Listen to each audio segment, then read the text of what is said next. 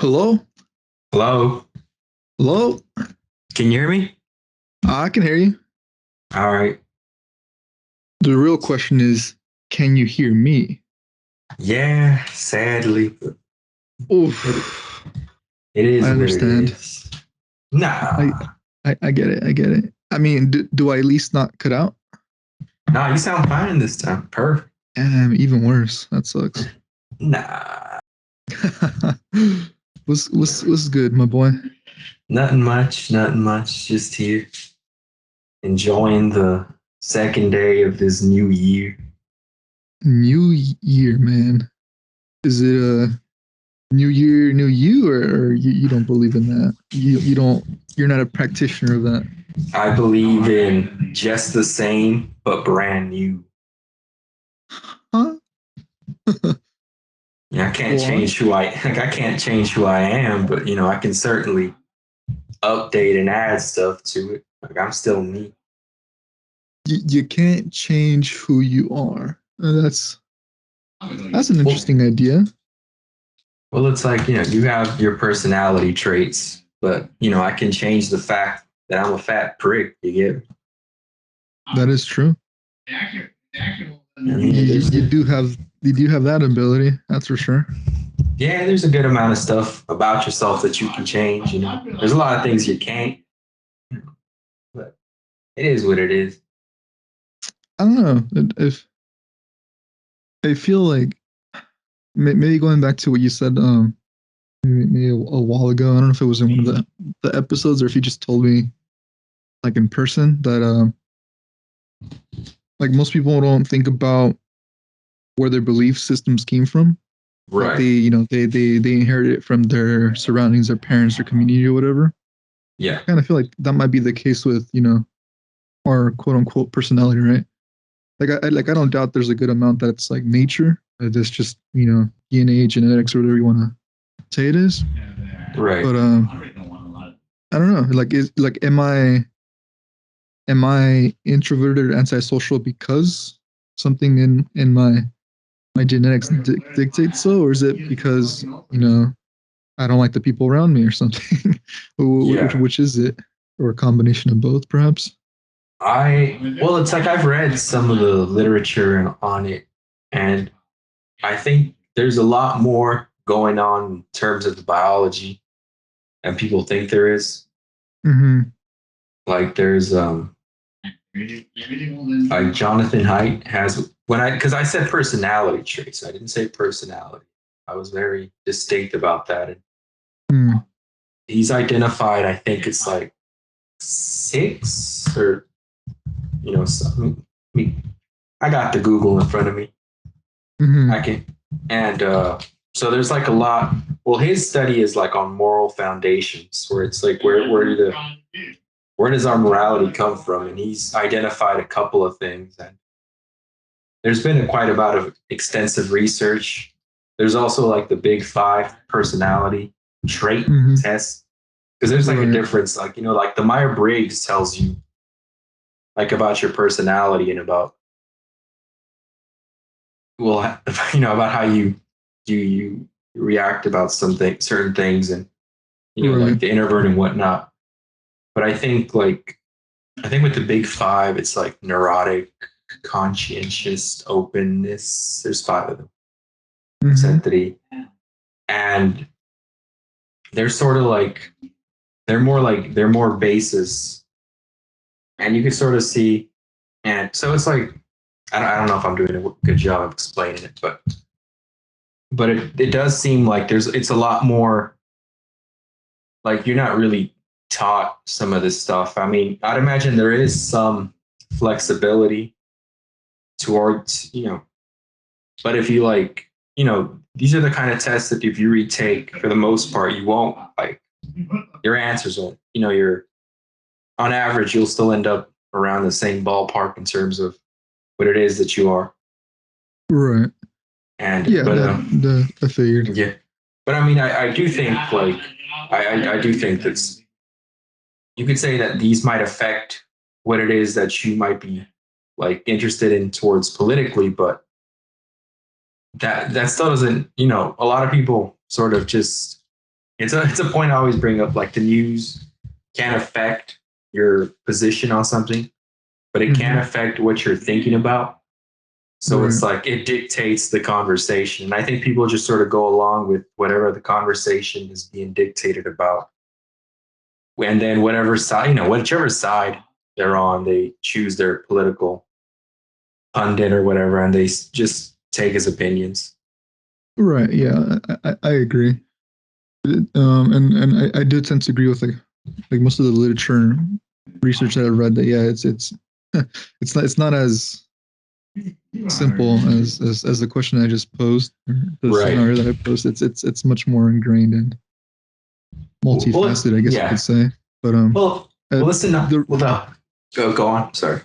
No, I was gonna say. I mean, the whole reason I even brought it up to begin with, like you said, it's start of the new year, right? And it's like I feel like a lot of people, maybe I shouldn't say a lot, but based off my observations, like I guess it's probably the better term.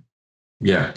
Is you see people will say, new year, new me. I'm gonna set this very lofty goal, and I'm gonna work at it this brand new year. Right.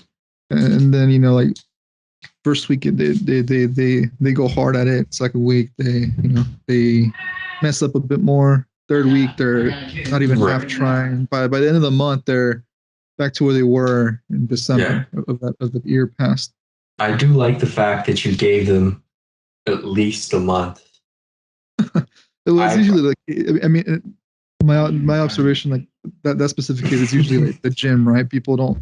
By the time it's February, like all the new gym goers are gone, and the gym owners have raked in all the good cash.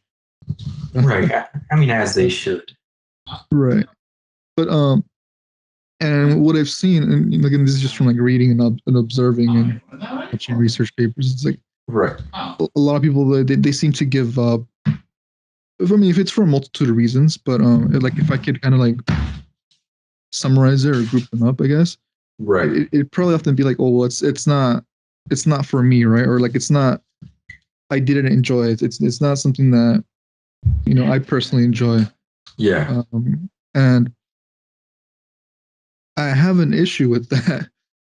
In that it's like they choose the easy way out because their goal, no matter how lofty or grand it was, caused them too much pain that they decided it wasn't worth the pain, Right. And I don't know, like I'm kind of having trouble like tying it in with like this whole personality thing, but I do think it kind of ties into it a lot, where it's like, take for example, someone that might be overweight, and at the start of the new year they want to make a change to be healthy and fit. If they give up, I feel like the inclination would be like, well, it's just not for me. I'm not athletic. I mean, personality isn't. I mean, athletic isn't really a personality. I mean, it could be like a personality, but it's not. I wouldn't say it's a trait. Yeah. But it's like, oh, it's just not who I am. Right. It's an easy excuse. It's an easy excuse, right? But like human beings, you think about like our evolution and the way we've evolved and grown. It's like, motherfucker, like we, at one time your ancestors were hunting to survive. Like that's as athletic as it gets. Like how can you say that's not? Well, I do love the example, because it's like no one ever thinks about, like, I always like to throw everything back to our ancestors, because it's like it's such an easy way to destroy how privileged. Like, because I think we're lucky in like so many regards, and this regard is another one of them, where we're so privileged that we can decide to become fat slobs. We don't really have to think about anything, because society has made it such a nice place to be at, because it's very comfortable. Right. Because I mean, it's also why I sort of take a jab at the vegans, because it's like you can only say that.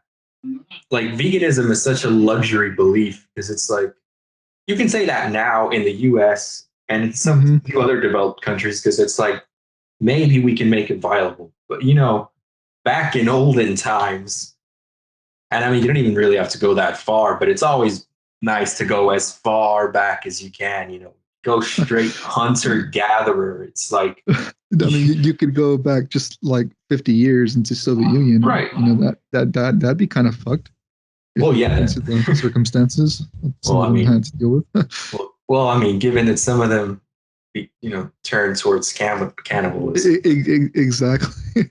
Yeah, but Yeah, yeah, it's not a it's laughing matter, but yeah, right, it's right. But it's laughing like matter at the part of the vegan that has so many choices in today's right, day. right. It's like if you're a hunter gatherer, you're not gonna put your little bow tie and be like, no, sorry, I'm not. I know we just caught this elk and we've been essentially fasting for 3 days, but I'm just gonna pick the berries off of this tree and eat. Like it's not viable by Hmm. any means.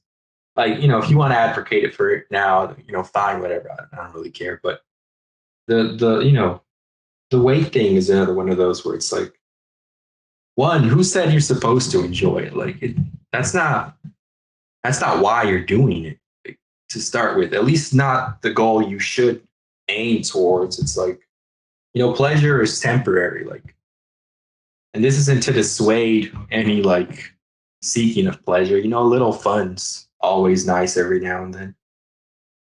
Right. But like you should also, that's also a half lie because your body gets used to things. And I think it's more the case for males because of the testosterone. But if you do something hard long enough, you learn to enjoy it. Like your brain readjusts. It goes like, oh, you know what? This is actually fun now that you've been doing it Hmm. for a couple of months.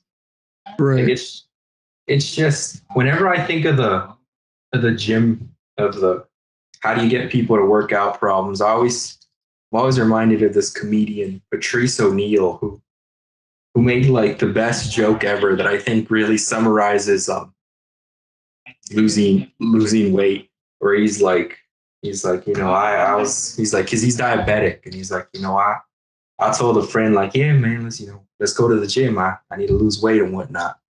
And he's Hmm. like, I went and I worked. He's like, I went there for like 30 minutes and I was, fucking exhausted. And then I thought to myself, I got to do this tomorrow. And I mean, that's really like the main takeaway. It's like, working out is just, along with a lot of other things, it's like, it's just a day to day. And the initial part is difficult because you haven't built a habit. It's like you don't have the habit yet, but Hmm. that's where you sort of have to. I wouldn't even say you have to force yourself, but you have to exert a little bit of willpower to try to Yeah. get yourself to start. Which is why a lot of people recommend just start walking, or as make the goal as simple and as easy with like as Yeah. little amount of friction as you can. Exactly. Yeah. Like something that comes to mind is like the 5 minute rule. I'm not sure if you heard of Right, it. right, Where it's right. like like if you have all these tasks, like just do it for 5 minutes because chances are like as the 5 minute mark is approaching, you're gonna already be so into it that time just gonna slide by. But it's that initial friction that you just have to get over. Right. I'm fairly sure I've read it about it, or at least I don't know. It's probably not entirely my own theory, but like willpower is sort of like a finite source. Hmm. And the book I've read a few books, but I think this one was about deep work by Cal Newport. And I think I've read part of it before. So yeah, I know what you're it's, talking about. it's a pretty good one, but I think he lays out, I think, a pretty good strategy for he of course you know his thing is like about academia and how the deep learners will be the guys who will like probably end up in high position spots. But you could Hmm. just easily apply some of the notions to other things because his thing is like you want to reduce the amount of like friction that it takes for you to start something, or Hmm. once you've started something to get like into it. Like you'd imagine if like I'm sure people I look at it, it speaks to me a lot because I don't know if you know this, but I'm like ultra lazy. Like I'm just You don't say. I've never noticed. yeah. I mean, the listeners probably don't, but it's not really a positive, but I am super ultra lazy. And Hmm. if you're lazy, you could see immediately like how like at least I can the amount of frictions it would take just to Right. like get to the just to start it off. You go like, okay, I gotta go to the gym. Ah shit, I gotta drive to the gym. Hmm. So it's like, okay, Those now it's like, all days. right, I have to it's like, okay, I need the gym equipment. So it's like, all right, you start there. It's like, okay, whatever, shorts, yada, yada, yada. I got to drive. Once I drive, I got to get there, figure out what I'm doing. If I don't have a plan, I have to figure out what I'm doing. It's like, okay, Hmm. actually do whatever it is. Then now, once that I'm tired, I got to drive back and then, preferably shower since I'd imagine I've been sweating. Hmm. And this is so it's like you have all this friction, and there's probably a lot of other things that you have to get done that you Yeah, could and it's like easily add. it's like, and you still have to eat well. Right. I have to eat well. And plus, a billion other things that you could add to remove the Hmm. friction. Because I think people also sometimes use the fact that they have other stuff to do as Right. as an easy excuse to not get something done. Like, oh, I have all this work, or oh, I have to. It's like, people think they're being clever. They're like, oh, I'm procrastinating productively. And it's like, I doubt it. I think you're just still procrastinating, Yeah. but yeah, it's people need to people need to figure out how to get get over themselves a little bit, like lose some weight. Who cares if it's not easy right now, or it's not fun, or it's not. I mean, it's something you just have to get done at some point. Like not everything's it's a fun thing to do. Right. And that kind of reminds me of a conversation I've had, or a series of conversations rather. I've had in the past with one of our friends, Philip, Yeah, and I remember. I mean, this wasn't that long ago actually. He said that, and I don't know if it was so much like it was along the lines of like he admired the fact that it looked like I was so motivated or whatever to like basically spend a significant portion of my time always studying, always reading, always learning. Like, yeah, like that was my drive, and for no specific reason other than just to do it because that's what I like to do. right, And he used the word motivation, and I like it struck me the wrong way. I really don't like that word yeah. because I actually don't have any motivation at all. Like it's just not it's Interesting. not like to me motivation it's a fleeting emotion, something that comes and goes, right? And you can't rely on it to get anything done. And like the example we just kind of talked about is the New Year's resolution, right? Where it's like Right. people really want to start off the New Year strong and do something great. Yeah. But I mean that emotion's going to be gone within a month, Right. and they're going to go back Yeah. to their old ways. And It's all I'm motivation. no different than most people, as much as I hate emotional people. But Yeah. and I have to recognize that. So I know I can't rely on motivation. And basically, like, but what I told him is like I've over the course of my 20 something years of living, I've learned to create systems in place that kind of give the illusion that that I'm much more disciplined than I actually am. Right. And you know this. I mean, I think our one or two viewers might not, but the one area in my life where I don't have any discipline is sleep. Right, where it's like I can just sleep for days on end, and I have the most trouble waking up. That's something I've never been able to overcome, and that's more of an Right. aside than Yeah. anything else. But like when it comes to like like reading an hour every day, studying software development an hour every day, doing YouTube videos every single day, and then still going to work, 8 hours a day, doing all my business stuff every single day. It's like Yeah. the reason that I've been able to do that is because I've quite literally for the past, I don't know, since I could probably since I was probably in college, I have like whether it's my computer or in my notes on my notebook or something, Yeah. a a sheet that's basically um tracking in within 30-minute increments what I'm supposed to be doing Monday through Friday. And I've been following that for years now. So just by having, and obviously I don't follow that sheet to the T every single day because that's impossible, right? Like, you know, life happens, things get in the way. But just by the that very act of having that sheet that where I can just look at and be like, all right, from like 6 in the morning or 9 in the morning or 10 in the morning, I'm supposed to be doing this. And you know, all those things are they're very I guess you could say like very expertly crafted that will help me meet like my loftier goals, right? Like the goals that you would set like a New Year's, right? Yeah. But just by having that, like I don't have to rely on motivation, and I would say it's not really discipline because like I just have to look at it. It lowers the friction of starting because you know I just have to look at this sheet like I say, okay, I should be probably be doing this for the next hour or two. Might as well start it because that's my schedule for the day. So it's like don't quite know how to Yeah. Well, it reduces better. Exactly, it reduces the because you don't have, effort. I don't have to think. Yeah.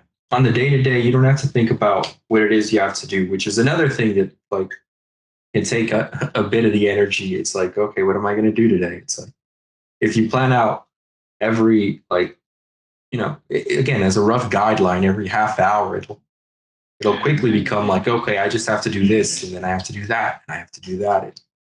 It reduces a lot of the issues involved. Exactly. Yeah. I've read a few or more than a few books like on self development, which I really hate self development books at this point. But I've read a few. I've you know seen like billionaire biographies, read a few of those. You know, some talks, TED talks, whatever. And like I think like the one thread in common of like very successful people is that they say like minimize the amount of decisions you have to make in a day because the more decisions you have to make, the worse quality you know each successive decision you make will be. Like the first one or two decisions you make at the start of your day will be great because your brain is fresh from sleeping. You haven't done much in the day, but you know like after like 5, 6, 10 decisions, at the end of the day you're exhausted and you don't want to think anymore because you know you've had a long day. Yeah, that's a lot of cognitive power to use. Exactly. So like if I can basically like save my decision making for when I really need it, then you know like we're good to go.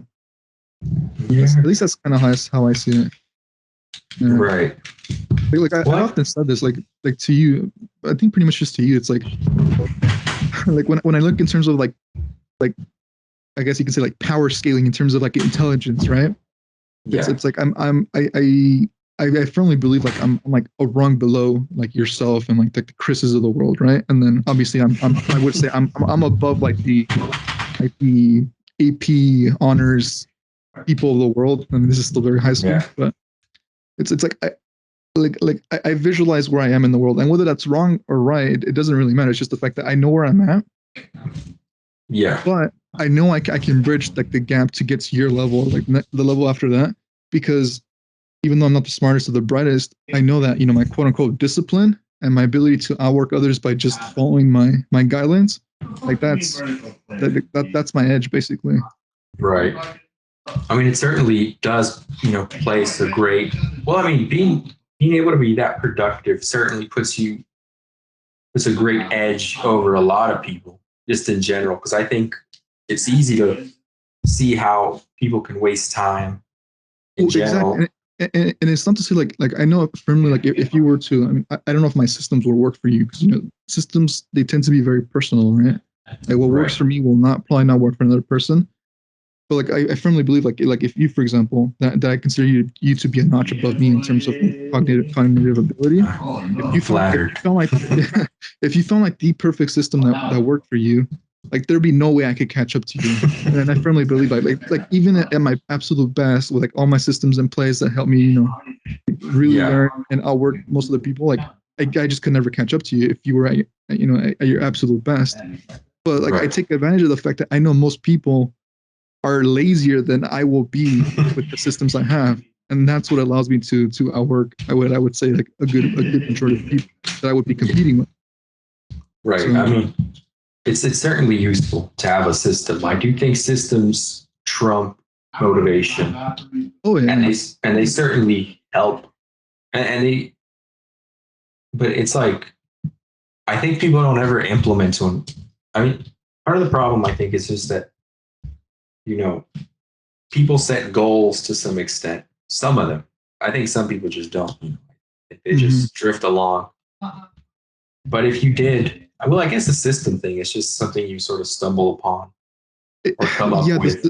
the system thing is interesting because like I was able to, because of like what I would say is like my above average intelligence, but not Yeah. quite above enough to just be able to coast. I was able to coast through Yeah. most of high school until like maybe like the end of high school, like where I started getting to like AP, like calculus and stuff like that. That's kind of where I Yeah. kind of had to like put in a little bit of effort, and like, and I started to struggle a little bit because I didn't really know how to study because again I was able to coast through most of Right. school.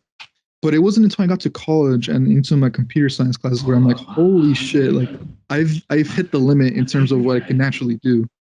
And at that Right. point, I feel like there's like one of two things that can kind of happen, right? And it's kind of like generalizing not just of myself, but like I guess like human population. Yeah. One is you could say I've hit the limit. I need to switch my path or like go to something easier that I like, or something that can fit me better, right? Yeah.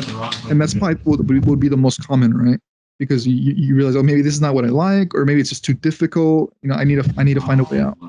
Sir. And there's nothing wrong. Yeah. There's nothing wrong with that because that's more of a reflection of like what you want and who you are. Yeah. The second path, I think it's like less traversed, is the one where it's like, all right, I've met my match, but what can I do to get over that hump? And that's the one I chose where it's like, all right, I know I can't just keep coasting, in schoolwork because I don't have the capacity to just coast through anymore. So I started, that's when I really started to go back and read crazy and watch YouTube videos, TED Talks, like just Yeah. try to learn from people that I admired that were above me. And that's kind of where I started to like stumble upon like, okay, there are systems you can put in place. There's studying practices. You can learn how to learn better. You can, read these books that will teach you how to grasp information on things, little things like that. And obviously, it's a lot of it's a trial, a lot of it's trial and error. It's not simple, Right. but those are things that I didn't learn in school, high school, or whatever it was. Like, how bad? I mean, people often complain like, how badass would it be like if you can learn how to do taxes, learn how to learn high school or whatever like that? Yeah. Like, yeah, sure, that would be helpful, but it didn't happen. Yeah. And it's just it's a shame, but that's the reality. What Right. you when you hit that when you hit that the wall is like that's Yeah. I think that's Yeah. where it kind of shows like what you're all about. There's a, and it's so, I do like the fact that you brought up the wall because I'm it reminds me so much of a story. Well, it's a story. Well, no, not a story. Something that someone else had said. It was Teddy Atlas. He was one of the two guys who had been a corner man for Mike Tyson. If you don't know who Mike Tyson is, it's like I don't. What you know what? I don't know where you've been. But he might be one of the greatest heavyweight boxers of his time. An absolute monster and a knockout artist. But Yeah. Teddy Atlas said something that I found super interesting, and it sort of relates to what you said, where he said he was talking. I think this was with Joe Rogan, and he was talking about. He's like, I don't. He's like, let me tell you something about Mike, because Mike, when he was younger, he used to get bullied a lot and all that. And he said, he's like, I don't really know what Mike Tyson's fight record is off the top of my head. It could be like 30 something, 30-1 fights, or 40 and something. He's like, I think Mike Tyson's only ever really fought, like 2 or 3 times. If you hear that and it sounds ludicrous because you're like, the hell are you on about? The guy's been boxing since he's like 14. But his point is like, no. He's like, I don't want to downplay, Mike Tyson's achievements. He's a phenomenal boxer, just destroyed everyone in front of him. He's like, but that's the thing. He's like, he just destroyed everyone in front of him. It's like it's those, those losses. Those were the times where it's like, okay, now you're actually fighting someone. It's like you've hit the edge of what you can. And this isn't to downplay the amount of work he's put in, but it's like you've hit the edge of what you're of everything that you have, you know. And it's like now you're in a real fight. It's like this is a fight. Everything before this, it's like, you certainly put in the effort, but it's like now you're in a fight. And he's like, and it stuck to me. I'm like, that's so crazy. So I can sort of see how it could be the case for a lot of people where they just, because I mean, I don't blame them if they choose not to pick up the fight. It's like fair enough. I think it's probably human nature, right? Like based off like what we might know about psychology and biology. It's like we're hardwired to find take the path of least resistance, because resistance is it's pain and it takes energy and it's effort, right? And that's something that we might not, our answers might not have had a lot of luxury with, energy. Yeah, of course, time with. I mean, I don't disagree with it. Again, like if somebody like a change of major, I don't really necessarily mind, because you get, but that's more of a value proposition for me. It's like you really want to stick with this major where you'll be putting in so much work. Wow. When you could, change to something that's maybe more agreeable, not in terms of personality, but effort and. Right, and just to kind of expand upon that, I did switch my major. I went from computer engineering, which was electrical based hardware. Right. I knew I hated it. I went into the first lab and I was like, I hate this shit. But there was like a segment where it was like, oh, this is programming. I'm like, holy shit, this is amazing. And then that's when I took the jump. And then I realized it's not actually any easier. It's also still really difficult. Yeah. So, like I said, like that's it's more of like it's more reflective on who you are as a person. You really have to figure that out on your own. Right. I think unfortunately not many people take the time to really be introspective and figure it out for themselves. But, right. I don't know, like it's to me, I think that's one of the most saddening things. I mean, I don't talk to many people. I do tend to observe quite a bit, but it's like sometimes when I see like someone that's like they hit the wall and they just choose to walk away from it. Now, obviously, I don't have all the facts. Maybe they realize that they didn't like what they were doing. Right. But like I want to think that maybe like they just, or not want to, but it's possible that they just gave up because they hit the wall and they didn't realize that there are ways to overcome it, and perhaps they didn't realize that was even a possibility because their environment around them didn't give them the opportunity to see that was an option. Right. And again, like I think I got lucky. I don't think it was like I have all the answers or anything. I just think that when I hit that wall of like, oh, this is really, really difficult, like maybe it was a fluke that I like, okay, well, I'm gonna figure it out, and that's the route that I chose. Or maybe it's a personality thing or it's nature. I don't really know what it is, right? I'm sure it's a matter. I'm sure there's some luck involved to some extent. You never. There's way just because of how probabilistic reality is. There's bound to be some amount of luck, to say the least. There's certainly some of the personality traits from the big five to be like conscientiousness. I think is one where it's like if you're high in conscience, I can't say the word properly. Conscientiousness. Conscientious. Yeah, like you tend to be like tend to be more productive, and a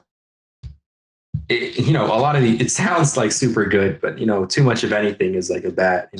It's just too much by like it's a tautology. So it's like yeah. I do think it's there are problems with like person, like for example, like my like going back to me. I don't want to make this podcast about me, like I'm in counseling or anything, but like taking myself as an example, it's like the one thing I really care about I don't want to say the most because that kind of sounds like I don't care about family or friends, which I do. Yeah. I do. But like that aside, right? It's like the one thing I care about the most is like I just want to learn and read for no Yeah. reason other than doing it. Right. And I can't explain why. It's just like that like to me my dream life would be like just getting to read and learn all day. Like that's it. Yeah. I would peak if I could just do that every single day. And Yeah.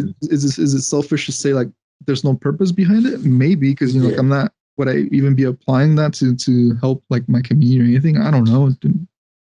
It's a very personal decision that I even haven't figured out myself. Right. But I don't know.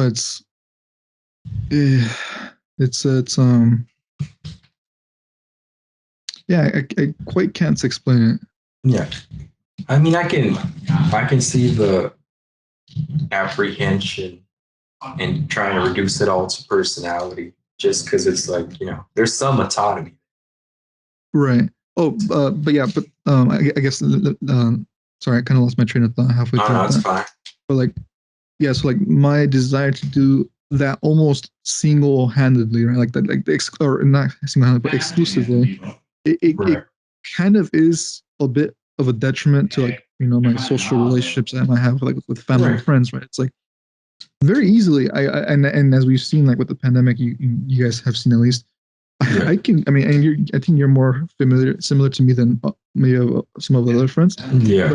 But I could and I did go months without contacting any of my close friends, family, or anything. Yeah. And I probably would have kept that going if it wasn't for the fact that the pandemic kind of seems to be winding down a little bit. Like it's to a fault, I would say, and I do recognize Right. that, but it's like I don't know, it's like Well, I would say that's like part a of me feels mixture. part of me feels guilty, but like Yeah. not enough to stop what I'm doing. Right, right. Well, I mean, I would say that's like part of a mixture of just being sort of like a workaholic and an introvert.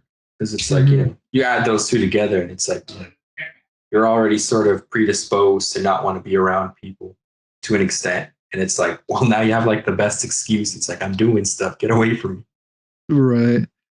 Yeah. Or, I don't know if I sent you that meme before. Where it's like character asking like a person that's laying down like, "What are you doing?" And the guy says nothing, and then the guy's like, "Oh, great. Do you want to go do this?" And the guy's like, Did you not just hear me? I said I'm doing So I'm nothing." doing nothing. Jesus. I'm busy right now. I'm doing nothing. That is quite literally the image of probably both of us. Yeah. Yeah, I I certainly have. Yeah. enjoy that one. Yeah, I mean, I certainly haven't. Like, I certainly enjoy the alone time, and I mean, I hang out with these people. My it was essentially my strategy for making friends. It's like I'll just always make myself available. But Hmm. I mean, if they never message me, I'd be just as comfortable. I'd be like, all right, it's been a couple of months. It's whatever. I might shoot them a message just to see if they're still alive. But as long as at some point, because you need friends. You can't. We're all social creatures. You need to be able to talk to somebody. Yeah, yeah. I mean, Right. I think yeah, even people that are extremely introverted and antisocial, I think that's like a big misconception, right? Like, Yeah. introverts or antisocial people don't like to talk to people. Well, no, they do. They Right. just prefer it to not be small talk or in big groups most of the time. I would Right. say, like Well, they don't they want like actual yeah. genuine connection, something Yeah. meaningful. I do think we sort of, I agree with that, but I do think just to make a sort of differentiation, like I think we sort of use antisocial like colloquially, like people just use it in the same way they use like, oh, I'm depressed when they just mean Hmm. sad. Like I think when people use antisocial, I think they mean like introvert, because it's like Hmm. if you look at the like proper like definition of what it means to be like antisocial, it's like it's sort of like it's almost a personality disorder where it's like you're opposed to the whole notion of being social, period. It's like you can even act hostile towards it, as Right. opposed to like the introvert who can be social. Like it's just that if it's draining as opposed to like rehabilitating. Like an extrovert just wants to be around people all the time and just he's having a life. It's all invigorating for him. But it's like I hang out with my friends, and even after some time, I'm like, this is the cutting off point. Yeah, it's like Yeah. you hit the cutoff point, right, fellas? It's like it's time to go. Mm-hmm. Right. So I just to be a little pedantic prick about it. It's like there is a slight difference there in terms of definition between antisocial and just an introvert. Yeah. To add to that definition, I don't know if this might conflict with what you said a bit, but I refuse to be called an introvert. Like Right. every time I've been called introvert, I make sure to say like, no, I'm not introverted. I'm antisocial.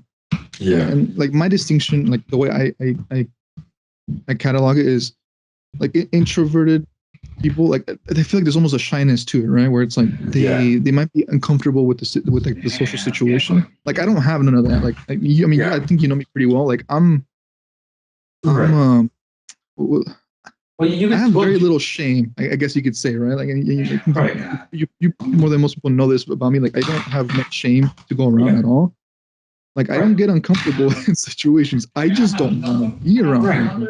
And that's why I see social. We were in high school together. You had, you talked to a large number of people. It's not like the ability's not there per se. I do agree that this is just like how I say that, it's how, in the same way society uses depression and say sad, I do think they use introvert and they try to like switch it out with shy. It's like, no, those are two different, those are separate things. They're not the same. Yeah. Mm-hmm. Agreed. I do agree. I mean, obviously, I think there's always an overlap. Like an extrovert person is not 100% extrovert. Like there's probably, some amount of introversion within an extrovert. Same thing for antisocial people. Like it's not like nothing is ever cut and dry, right? Or at least that's what I think. Right. Well, certainly. It's like the tendencies, right, of that or percentages. I mean, yeah, I would say to an extent, certainly. I mean, the extrovert probably wants to be by himself, but I want to remove shyness as its own term, because you could be a shy extrovert by all means. Yeah, shyness is its own quality. So it's like you could certainly have some overlap over this. You could be like an anti-social extrovert. You just want to tear it all down, but you're really, but you enjoy being around people, and and you can be an anti-social introvert where it's like you don't want to be around people, and it just so happens that you have this sort of disposition towards it as well. So it's like it's a conflation that people make when they're talking to each other, because it's not like you need to be super precise each time you're speaking. I mean, you should. I mean, I think it's useful to be as precise as you can be, but for the most part, it's like, if I told someone like, yeah, I'm feeling a little depressed, a little down, they're not gonna bat an eye for the most part. It's like, oh, okay, this guy's just feeling down, or for the well, maybe not depressed, just because I think there's been a bit of a push, just to recognize that kind of stuff. But I think people would get what I mean colloquially. It's like, okay, this guy's just a bit down in the dumps. Yeah, that makes sense to me. Yeah. I don't know. I do want to go back. I mean, I feel like this is a bit of an aside, or kind of going back to the whole habit thing. Just because I remember that this happened not too long ago too. So about 125 days ago, I started. I think I told you I started studying Norwegian on Duolingo, right? Right. And that kind of got one of our friends, Caesar, and another one of our friends, James, into it as well. And I only ever started using Duolingo because James told me that was the thing. Like I knew about it before, but I was like, it doesn't seem like that great tool. And recently, like about a month ago, Caesar and James both started getting back into like every single day. Yeah. And this is just one of our conversations on Xbox. Basically, like they almost bragging that they're outdoing me in terms of points. You do a lesson, you get like 10 to 20 points. And my goal is, like my goal is slow consistency every single day. Don't miss a day, right? That's what I do. I shoot for 100 to 200 points every single day, depending on how much time I have. And that's it. So like my graph, it's like, just think of like y equals 100, y equals 200, right? Like just nice constant line. Their fucking lines, it's like from 0 to 1,000 to 0 for 3 days to 1,000 to 0 for like a whole week, and then back up to 100. Yeah, it's like a heartbeat. It's just going up. Like a heartbeat. Exactly. And I mean, it just laughed, but like I told him like I'm gonna win because I'm consistent. And it's like it doesn't matter how much you can do in one day or 1 week. What matters is how much you can do a year from now, 2 years from now, 3 years from now. Right. And I've shown I'm very good at being consistent for long periods of time. Right. And like it's not to brag or anything. It's just I think it's very important that it's known that like it's not like going to the gym one day and like running for an hour or doing as many push-ups as you can or benching or squatting as much as you can. Like that's not gonna do jack shit for you. Like all it's gonna do is next day you're not gonna be able to get up. The day after that you're gonna be super sore, and then like a week from now, like you probably didn't go to the gym the entire week because you were hurt. Right. In that case, it's even counterproductive in that case. Yeah, you're probably even regressing because it was just too much. Your body couldn't take it, and you can extrapolate that to like anything in life, right? It's like it's much better to just start for 5 minutes, and do it for a bit, but do it every single day or at whatever your schedule allows you to do, whatever's the most optimal. But I truly think that that's the way you win, and it's not about being the smartest or brightest or most cognitively having the most cognitive ability or anything like that. It's just about being consistent because, like I said earlier, like what I've noticed is most people aren't consistent. So it's if you're even like to say the 10% more consistent than the average person, it's like you're gonna win. It's not that difficult. Right. I mean, it's not like it's some abstract sense of success because you could define what it is that you want to do, but it's much easier to achieve whatever it is that you want to do if you can set up a system that makes you do something and build the habit. Like habits are hard to break, so why not try and build good habits? It's like it's way more useful. And I mean, it's probably something that'd be nice if we could teach or to people to some extent, or at least make them aware that it's a much better process than just, than essentially doing nothing or being haphazard about everything. Yeah, I do think it would be such a great thing if like if we had like a class like in early school, like whether it's like, I don't know, elementary, middle school, or high school, or whatever it be, about like time management or habit forming or habit stacking or any of those things. It was just one class. It doesn't even have to be like a whole year, just one semester, one quarter, whatever it is. Yeah, but I feel like that would be such a powerful thing. Right. I mean, you're assuming they want you to be that productive, Jose. But who are they?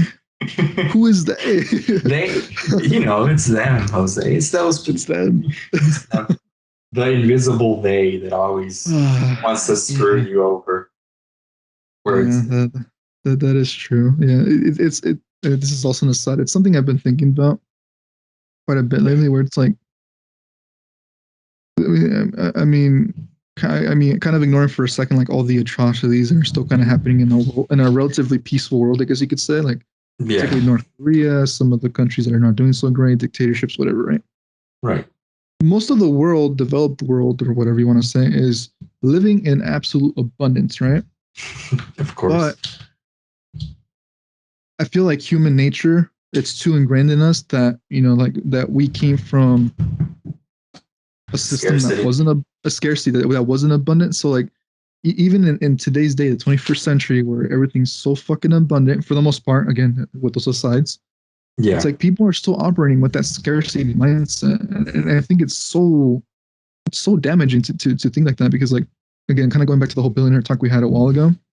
And again, I don't give a fuck about billionaires, but it is what it is. It's like people will literally say, tax the rich, give that money to the government, which we already know that they're mismanaging it. That's a whole aside. Not realizing that money isn't really even money. It's money. It's at this point, it's a whole fucking social construct, if you want to say it, because the Federal Reserve. I don't want to get into that, but right. I know like, what you mean, but it's but by taxing a billionaire, it's I mean, or rather, I should say, a billionaire having money isn't really taken away from you yeah, for 1,000 different reasons, but mostly because money isn't even a real thing. It's pegged to nothing. Blah blah blah. Right? yeah, It's like, so by a millionaire having all that money, it's not doing you anything. And even if you could tax them at 100%, and I saw these stats the other day, I forget the exact numbers, but I think it was something yeah, along the lines like, even if you tax them at 100%, you wouldn't be able to fund the government for a whole year, or yeah. the U.S. government for a whole year. Well, yeah. If in the U.S., if you just stole the wealth from every billionaire, I mean, not that many of them. It's like 1,000 of them, I think. That the Right. 1,000 people that have like over $1 billion. Yeah, if you took all their wealth, you wouldn't be able to run the U.S. for a few days. Like, Exactly, and this isn't like kissing the billionaire's ass or anything. It's just the reality of the point that it doesn't matter how much money you tax from people, it's not enough to run a government that's in a constant deficit. So why are we so up in our ass? And when I say we, I mean like the collective working people. yeah, Why are we so up in our ass about taxing some people that have a bit more money than the rest of us? And I know it's not a bit, it's a lot more. right. When you take into account that you read up on economics, finance, Yeah. everything going on, it's like we're fighting the wrong things. We should be up in arms about our fucking government, but yet it's like the government has become Right. this mastermind and like pitting us against each other when really we should be taking up our arms against the government that's so malfunctioned and run. Right. Like we said, taking money from a billionaire ain't gonna do jack shit. I love that Elon Musk is such a fucking troll. Oh, I know. You saw the whole spat Twitter war with Warren, right? Oh yeah, I know It's like, that. it's like, oh, I'm gonna be taxed like 11 or 12 or 15 billion dollars, whatever. He's like, don't spend it all in one place. And he's like, oh wait, you already did, Dude. because it costs more money than he's gonna pay just to run the government for a single day. It's ridiculous. Yeah, I know. So it's like our priorities are so fucked up. It doesn't make any sense. But yet people want to complain about stuff that's easy to complain about. right. It's a lot easier to complain that a billionaire has a bunch of money and is not paying a fair wage when they actually are, than to strike down all those government programs that are not being run efficiently. Well, there's something. Well, I always think the budget is all just a gigantic mess. There's no way, and you and I have both seen the PDF of the budget, and there's no way that there's one, it's optimized, and two, that anyone actually ever read it because it's so enormous. But to go the Build back, Back Better plan. How many fucking pages is it? Nobody's read it. but Jose, it's gonna pay for itself. It's basically I actually started reading it. I've seen a bunch of like weird, and I mean, obviously with the help of like other news articles and people that have actually also read parts of it. Yeah. It's like there's a lot of little weird accounting tricks, and so a lot of these temporary government programs, if you look at history, those temporary government programs are one of the most permanent programs you'll ever see ever. There's nothing temporary that the government ever institutes. It's never. There's no like we have like FDR. Well, that one's like a giant one, but it's like we still have programs that FDR is like set up. Mm-hmm. I think the Patriot Act, like the NSA uses that to some extent as its justification, but I think I also saw that there was a different act that was passed in like 1927 that they use as like they use as like justification, and I'm like, one, that was the predecessor to like the NSA or the CIA. I forget what it was. That's a good one right there. And I'm like, one, who the fuck still remembers that? Like, and two, it's like, why the hell? Why was that still there? It's like, Jesus Christ, like nothing ever gets removed. So it's like, maybe we should be more cautious about letting our senators just drop trow and unleashing all these programs on us before we fully know what it is that we're dealing with. Yep. Nope. But instead, let's let the government tell us that we should definitely be fighting a couple of billionaires because they're the problem. Well, not the government that that is actually the problem. Right. Well, that's only one side of political parties like scapegoat per se. Hmm. You know, Yeah, of course. the other side has its own mess, but it's just I'm so reminded of like of Eric, the Weinstein's K fabrication, where it's like Hmm. because you can sort of see what's because none of us we're all I heard this from someone else, but his thing was like we're all sort of if you categorize insanity as being like completely disjoint from reality, or not being able to come to grips with it, like we're all slightly insane, just in so far as that we can't model reality. It's too much. It's just way too much. Right. So so it's like we're all already somewhat deficient when it comes to looking at the whole picture. And so the politicians come in and it's like, okay, we sort of know. And maybe it's not even conscious to some extent. Some of them might just be being followed by like what they think is right and whatnot. And they all sort of what, stick. what they grew up with, what they were taught by their Right. community and their parents, and Right. never thought for It's themselves. like, I don't want to say it's all cynical. Some people might be thinking that they're doing something right when they say tax the rich. I Yeah, think of course. some, I think some of it is like pure scapegoat to have someone to blame. Like I think, and this might be slightly controversial. I think the U.S. government right now is scapegoating the unvaccinated, and my rationale behind it is like whether or not someone is or isn't vaccinated is sort of semi inconsequential. Like you can make some arguments as to why everyone should be, and Hmm. I'm not necessarily against it, but at the same time, it's like I think it's somewhat clear that you give the government some leeway because it's like, well, not even I wouldn't, but some people could. I would say you should have been prepared for the pandemic. People have been talking about it for fucking decades. But Hmm. if you wanted to be somewhat generous, more generous than me, you could give them a slight amount of leeway at the beginning for saying, all right, nobody knew what we were doing. So there was some stuff was avoidable. But as we progressed, and we noticed A, things were getting a bit worse, and B, that like, oh my God, you guys are like completely mucking it all up.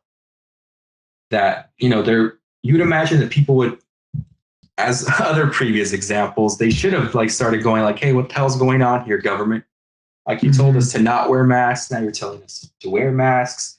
There's a lot of like states where people died because like of horrible negligence in terms of like policy passed. And it's like, okay, and it turns out you're all a bunch of fucking hypocrites as well. Hmm. And, and it's like, you'd imagine, even if it's not being stated out loud, some of it is like coalescing at the bottom in people's heads, even, regardless of political side. But it became so easy to politicize the whole thing. You immediately turn it all into left versus right. And Hmm. then once that happened, once you started vaccinating people, it became much easier to go, well, you can even sort of see it in their messaging. For anyone that might be listening besides you and I, you can look at like you can sort of even see the change in like the messaging where it became like, these are the people that are like stopping you from letting things go back to normal. These people are at fault. That like you sort of see it like permeating. And I'm thinking like, what the hell are you on about? Like, like the pandemic was like a lab leak thing. Another thing that's like completely not even being investigated to its fullest. I can already sort of see, like, you can see the K fabrication happening in like real life. It's like, oh my God, these guys are like gonna make this fabricated story that people are gonna latch onto because they're so heavily politicized that the Hmm. unvaccinated are like responsible for like some abstract like idea of like why the COVID is so bad when well, it just isn't. Like, you can say that they're being dumb, fair enough. You should say maybe they should be vaccinated. And again, fair enough, but it's like it's not their fault. They weren't the ones who were doing, sketchy testing over there in the Wuhan lab and released it and they didn't act properly. because of the pandemic, and it just it's somewhat frustrating, especially when you see all the stuff that's also happening with the government, that you sort of want to just go like, why are we allowing these politicians to like, it always upsets me when it's like people are allowing the politicians to control their emotions so badly. Mm-hmm. And I'm just, it's so stressful at times to see. Yeah, TLDR, basically government learn how to clickbait, and it's incredibly effective. And worse off that people don't read the article or source right two other articles to confirm the author's bias. I actually posted on Instagram the other day, just as a story, where it's like my New Year's resolution was to learn why people are actually stupid, and then I explain stupidity being why people get mad at a clickbait article when they don't read the article itself. Right. I don't think people were happy with that. No, nobody likes to be called stupid, but even more so, nobody likes to realize like, oh my God, he might be telling the truth. Like that's equally as damaging. Yeah, that's the problem. Nobody wants to be wrong, but nobody wants to read either. Yeah, that's frustrating to me. Why be right, Jose, when I can just feel instead? Huh? Oh man.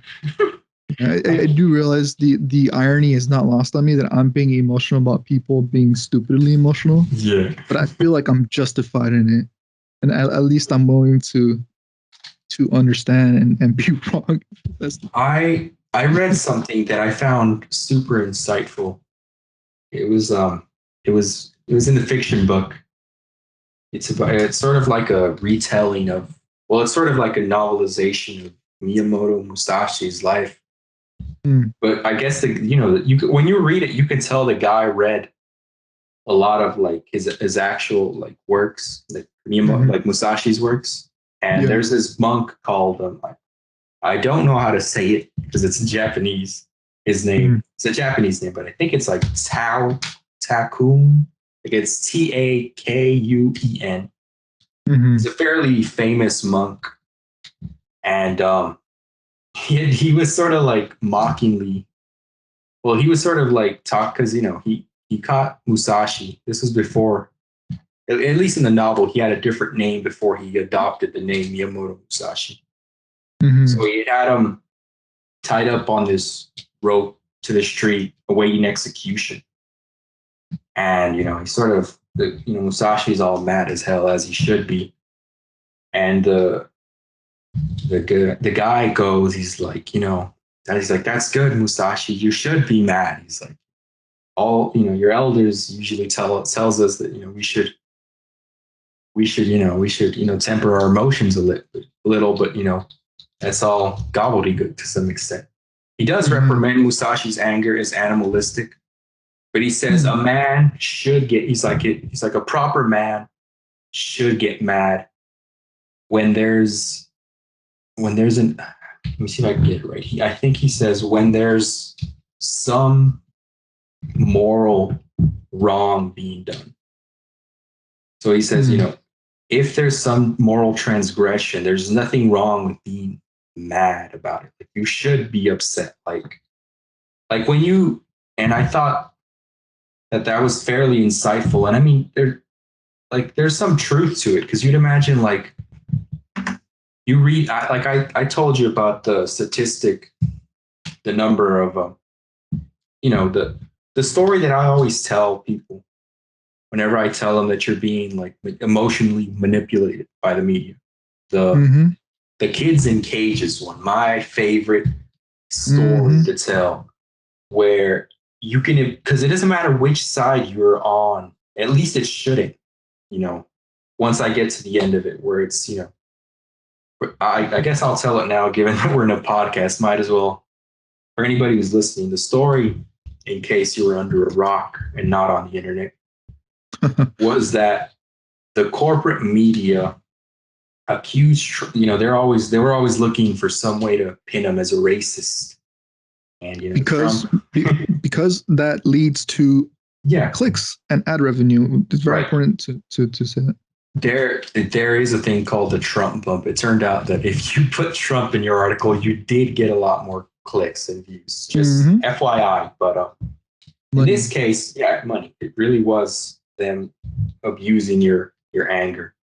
And so, they post a story. Donald Trump has kids in cages. They separate them from their parents, and it sounds bad on the surface. Mm-hmm. Oh yeah, And if you the clickbait titles. I mean, they weren't clickbait right, like you, in the traditional sense, but they were clickbait in that it was right, very emotionally right. inciting. Not to mention, well, it's clickbait. I mean, who wouldn't click on that? Plus, you have the pictures and everything, and you think, okay, that's terrible. To it, I mean, you still haven't really thought. You're mostly just feeling. You feel that's Mm-hmm. terrible, and And so yeah, and it's probably important to note that that's yeah, probably, I would argue, and this is more of just like a personal yeah, observation. I would argue that that's the extent to which people saw, or like yeah, as far as they dug in, right? They didn't bother clicking into the article, learning yeah, about why that was happening and the history right, behind that, which I'll let you go into. right, They just saw the title, the picture, and they got mad, and they went to right. social media to complain. Right. And I mean, it served as a win-win for the corporate media and the Democrats. It's like we get to label Trump a racist and we get more views for our, where it's like, so of course the other side goes like, hold on. There's got to be a little bit more to this story. So they technically dig a little deeper, but, only insofar as it helps them politically. So they correctly, mind you, pointed out, hey, all these images that you're posting are from the Obama era. So it's like Mm-hmm. Obama. So it's like, okay, this has been around since Obama. And the story sort of got dropped. And so it's like, they only went in the right went only insofar as it helped, again, their political view. And it's like, me being me, I was like, hold on, there's a question left unanswered.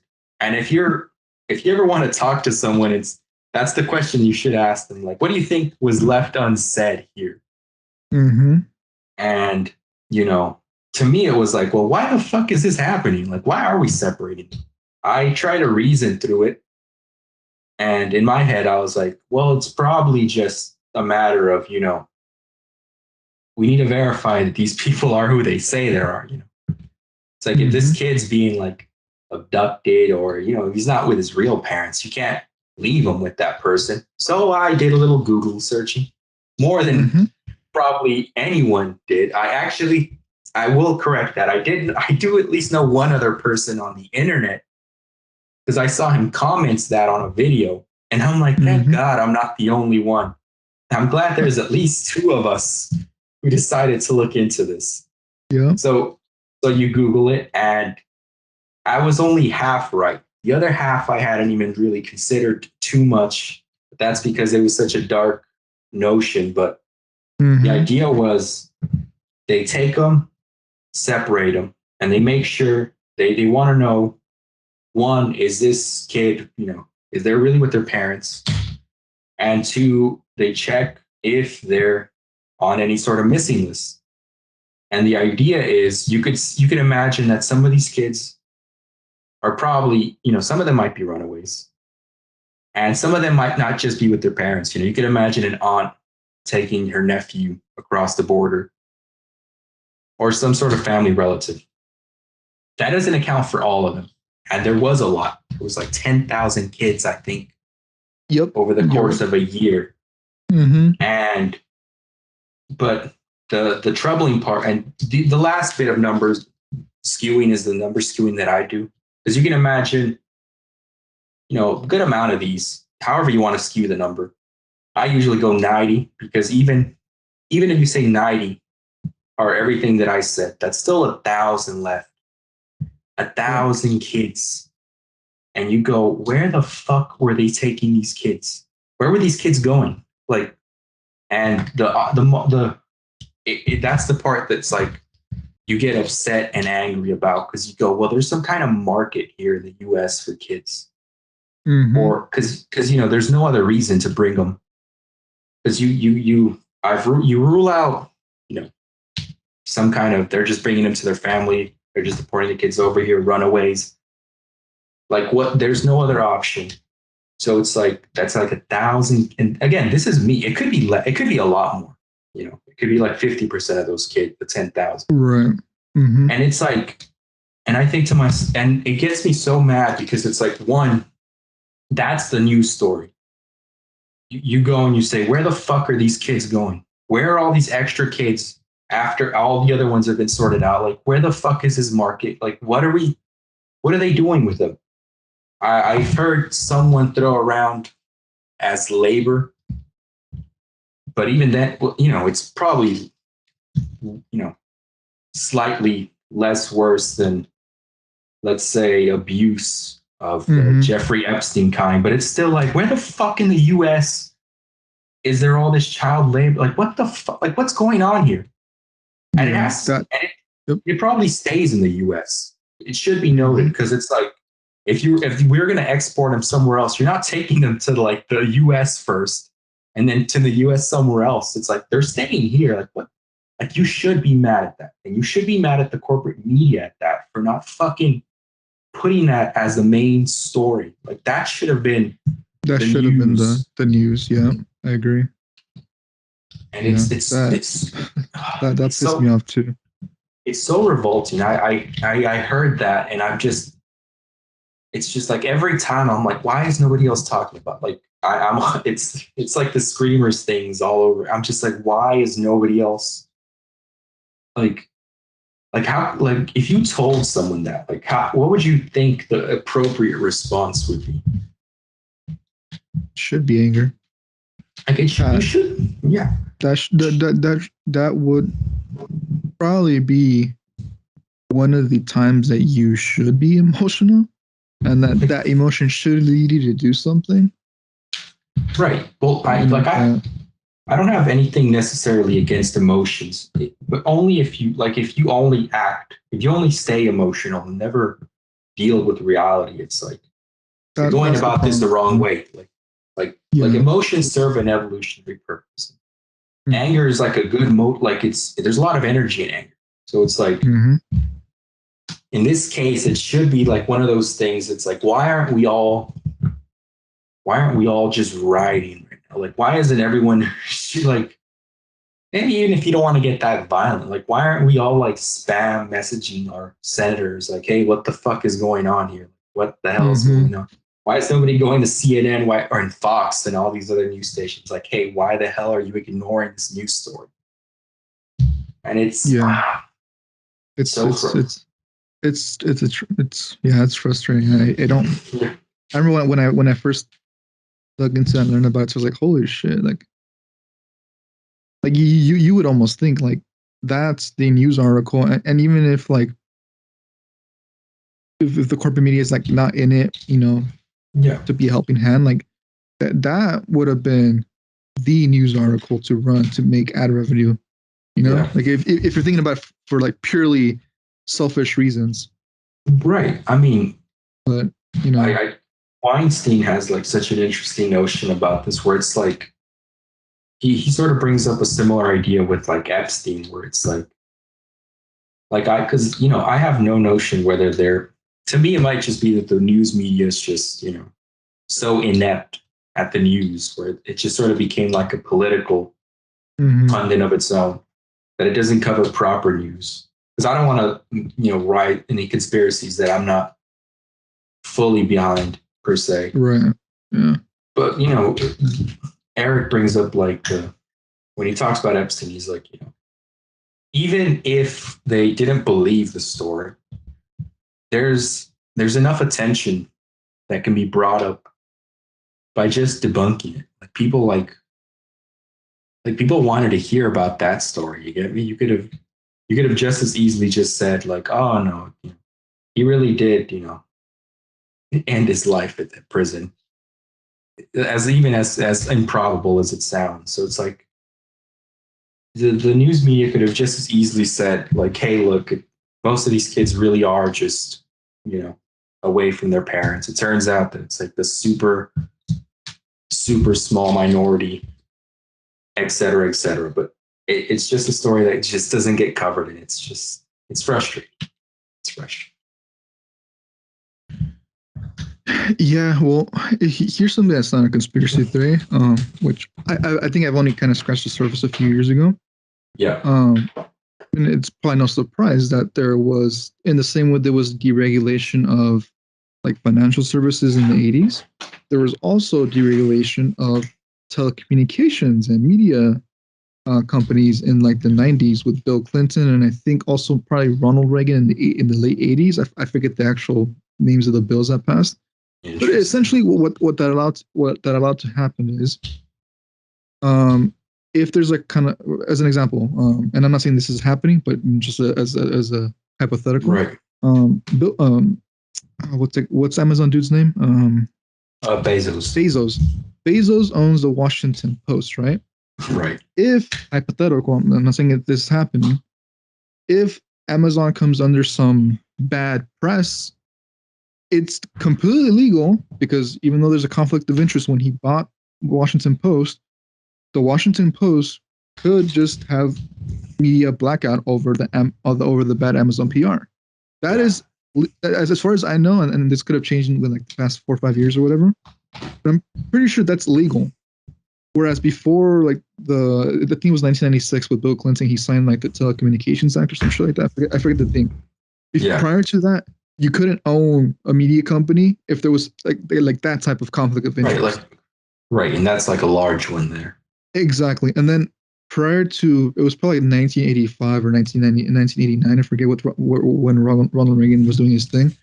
I think it was like the Fairness Doctrine or something. I forget the name. Some bill. Basically, that bill prior to it, I think, and this was with like the rise of the radio, like in like the 20s, or 30s, or 40s. The politicians at the time, they realized that radio is becoming a huge thing, and that might give the broadcasters a lot of power, right? They could sway the audience certain ways. So, roughly so, politicians they got together and they regulated broadcasting, basically saying that you can't do profanity, you can't do censorship, you can't do blackouts, things like that, right? Until Ronald Reagan comes around, it's like, let's revoke that. So it's like you see like chipping away at like regulations and and protections in place. And what do we end up with? Like, I think at this point, like in the year 2022 that we're now in, it's like, I think like, was it like 95% or something like that of like all media companies are owned by like 5 companies. Yeah. So like they're like companies of companies. They all basically come down to the exact same holding group. Right. We're all under the illusion that we have like all these brands, but they're all just like giant conglomerates. Yeah, exactly. They're owned by 5 or 6 companies, and then that goes with like media publications, like meme pages, news articles. They all propagate up to the exact same few companies. Right. So it's like, like it's enough to cast doubt because it. Yeah, like, I won't go any further than that because that kind of turns into conspiracy territory. But you just as an aside of like what I've dug into the past, a bit. Right. The assertion is always where it becomes like, where it's like, where it sort of crosses. Well, I wouldn't say it crosses a line, but it becomes like, if you say that X is true, it's like there's a lot more burden of proof as opposed to just pointing out that there is some strangeness going on, which is, you can't really deny that. It's like, and I mean, these things I've said, you can look up these events that happen in history. Like, everything I've said, there's no conspiracy theory around it. Right. Like, what you choose to do with that information, that's up to you. But these things happen. Right. The conclusions are yours, but it's like you can see the fact that a lot of these restrictions have been removed. Yeah, and as an aside, the same thing kind of happened with the whole financial services industry that kind of led to like all the recessions that we've had and stuff like that. That's a whole different topic. But like, it's kind of like how I forget like a few episodes ago where I talked about like how amazing would it, or not amazing, but like how cool would it be like if we can just like know all of the information at once? Because and then I mean like obviously like I put so much time in instead of socializing with friends and family, I put so much time into just learning shit like this that probably has no use for me because what am I going to do with this information, right? But like if I could piece this together with some other data point that might be seemingly unrelated because they're obscured by decades at a time or something, it's like again, this is probably more conspiracy theory than anything else, but like are these points actually unrelated, or is there something at play that is so much bigger than we're realizing, right? Right. Well, This is just one thing, but the same thing happened with the financial services industry, and yeah. that completely fucked everything up. I mean, we can get into it if you like. Right. Well, two things. I would say. Ah, crap! I forgot the first one. I'll just go to second. Well, yeah, I remember now. The internet. You could say that before it was a bit like, well, if you research all this, it's the utility on the day to day is like a little iffy, but the internet makes it quite an interesting place because you can connect certain dots yourself and you expand the theory outside to everyone on the internet. Like, hey, look, there's this weird discrepancy here. I noticed that a lot of regulations were dropped, and it's like someone else comes along and goes like, hey, I have that's interesting because I've seen X, Y, or Z. So there's like there's a lot more the information, like the information exchange there makes it so that as long your information doesn't necessarily go to waste because someone else can piece even more of the puzzle together with what you have. Yeah. As for the second part, I think to hit the because I use a term like piece of the puzzle, the language is almost insinuating that there might be some I don't the conspiracy idea. It's like even if you don't think it's like all coordinated, you could still make the fact that there is some correlation there. It's like if all these like even if you said like, okay, maybe this was all, these are all separate points, but once you stack them all together, it's like it led to like bad results or they're correlated because right. Exactly. Yeah. Well, whether they're associated or not, right. I think to me it's almost irrelevant. It's the fact that if we could uncover these points, whether they're related or not or correlated or not, it would serve as a very good guide of how not to fuck up your society. If all things else said. Right. It's like you could learn from all those mistakes if you could just see that they happened. Yeah. There's right. There's definitely utility there. It's like it doesn't all have to be like 11-dimensional chess that some secret like mastermind in the back. It's like maybe people just made a bunch of dumb decisions over the course of like these years, and it just exactly. And that's kind of where I tend to gravitate most of the time. I'm not saying like our government hasn't done some fucked up shit. It has. It definitely has. The Wikipedia page on conspiracy theories that turn out to be true it's huge. Read it. It's very fascinating stuff. But I think most of the time, I think it's just, people making stupid decisions, and it just kind of snowballs from there. And I think that's why I'm so interested, like in just like learning about these things. Is like it's I don't think it's the fact that like you said we're 11 like whoever's playing the game is 11 dimensions deep and like screwing us really really well. I think it's just a problem.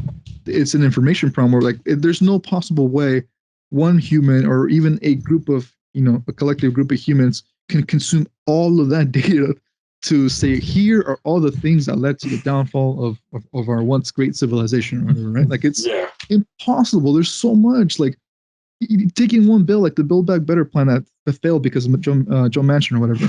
Nobody has read that bill. It is I forget the number of pages, but it's ridiculous amount of pages. Nobody's read it at all because it's impossible. Like when they were voting on it, it's like, okay, you guys are voting on it, but like, who read the bill? Right. Nobody. Well, it's just, it's one of those things you don't realize as like an average person until you actually go out of your way to go like, hey, I'm going to look into one of these bills that they try to pass by. And then you realize it's like a 1,000 couple pages of like hyperlinked law. And you're just like, oh my God, there's no way in hell anybody read this, period. Nobody. Yeah. And things, even if you could read it, like you then have to reference older law that might be either conflicting with it or might change it or might empower or might take away the power of it. Like it's just it's impossible is what I'm trying to get. Right. Or whether, even if you read it all, whether you got most of it, like it might just be a matter of like, okay, I read this, but I'm not sure where some of the issues are. Like it's so massive. Thing is, I mean, I'm sure you've read bills or proposals before. Like Oh, I know. it's very legalese. It's not easy to understand.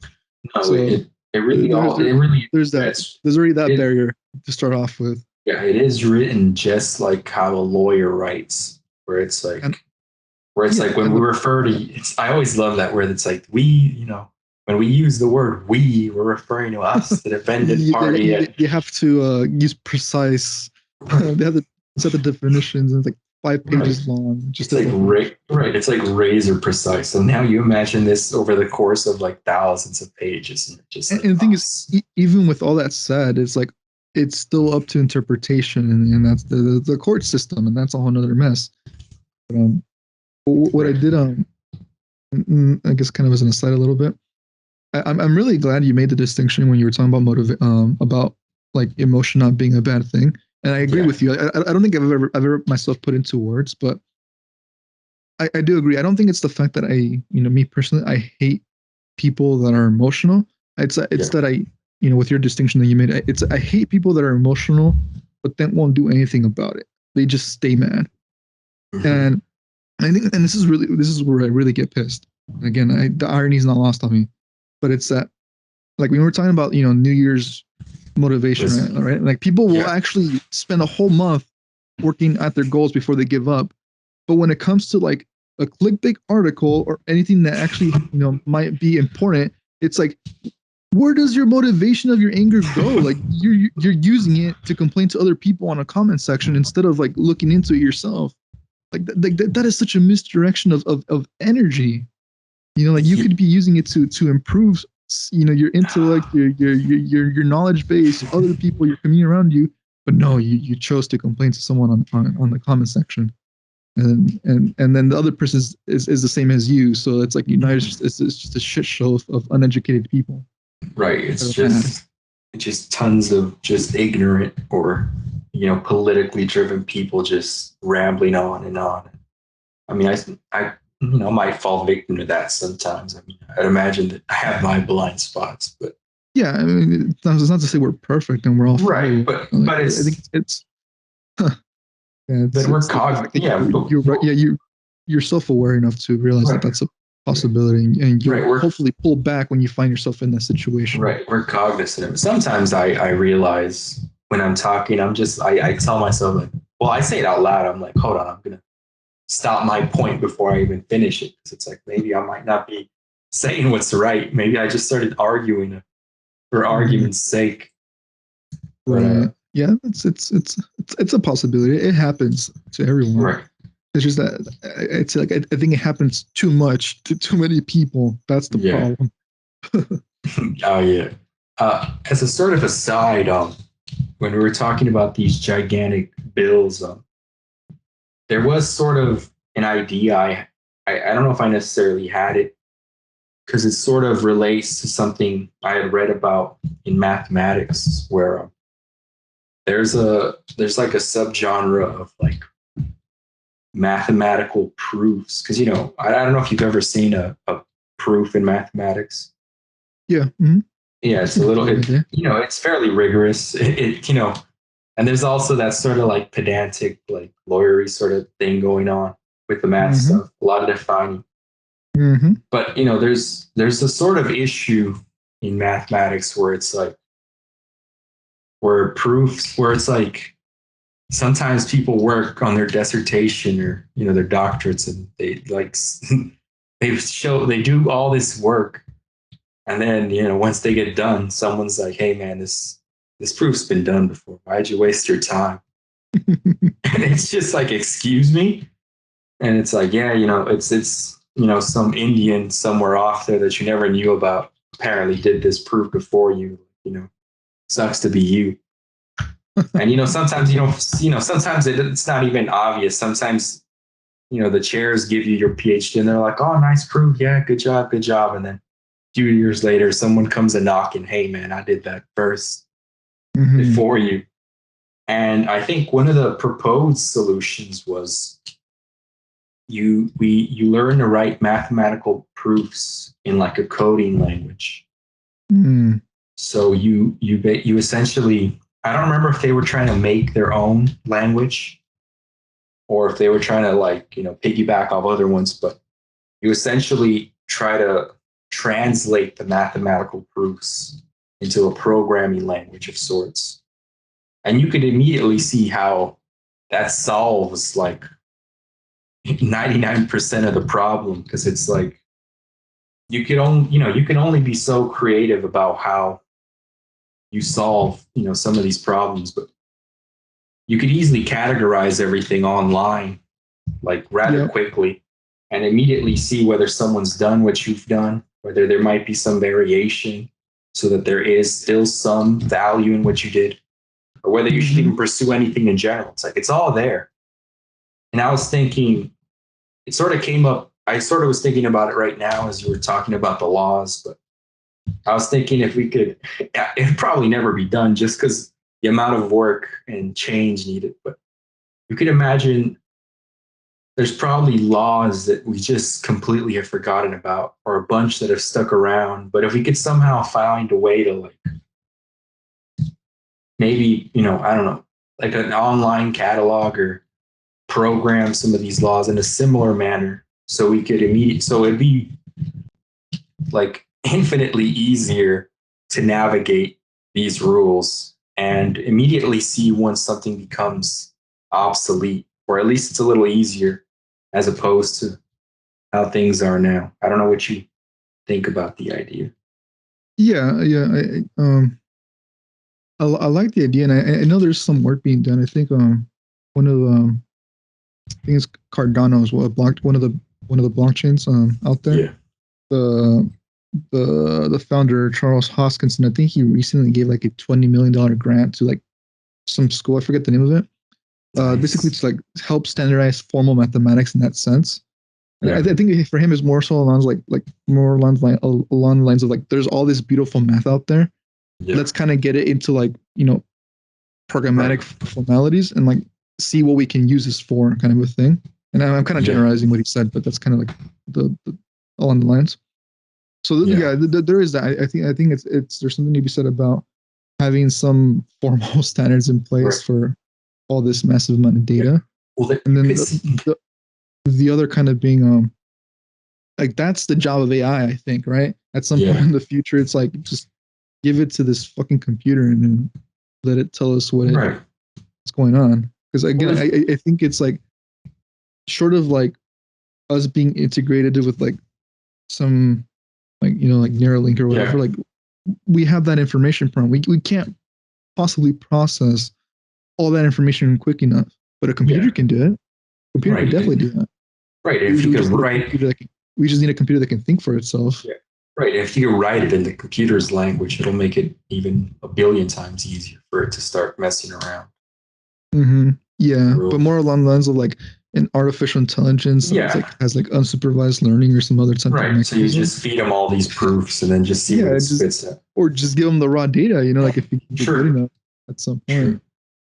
True. I think there's definitely technology is definitely making progress in that. It's just that either a lot of it's like there's huge lead times and in like research and development. It's not going to happen fast.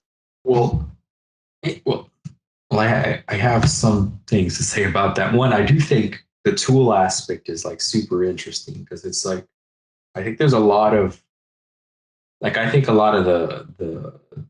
the crypto community has like an issue with that, where it's like a lot of their tools are like super useful, but it's just like nobody knows like what's going on. Like you always see people. It's too complex, and it's some of it is, but some of it isn't. Like like people, like a lot of people use some like for a lot of people, it's sort of like just they look at crypto, and I think the crypto people should realize this, but a lot of people just see it as like a lottery ticket.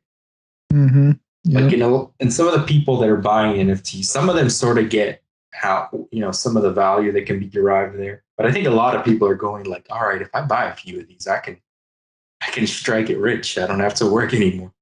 Yeah, it's the unfortunate truth that people still think this whole, I mean, the industry is still very nascent, very, very small, I would say, even though it's evolved quite a bit. But most people, I think they're still in 2017, where it's like, they heard about Bitcoin for the first time going to like almost $20,000, right? And like they saw people making a lot of money. Yeah, So the industry itself, like the technology, what you can do with it now, Yeah. electronic voting systems that you can't tamper, digital identity that's actually decentralized and Yeah. privacy based, and Yeah. Jesus, you can do so much with right. it. But no, There's- that's sell this picture of a fucking Right. whale for $1 billion. There's certainly a lot. Yeah, like two things. One, I do think it's so funny that people are just using NFTs for art when I think like the underlying concept is like super interesting, like this sort of like proof of ownership on the internet for things that are, there's a lot that can be done there, but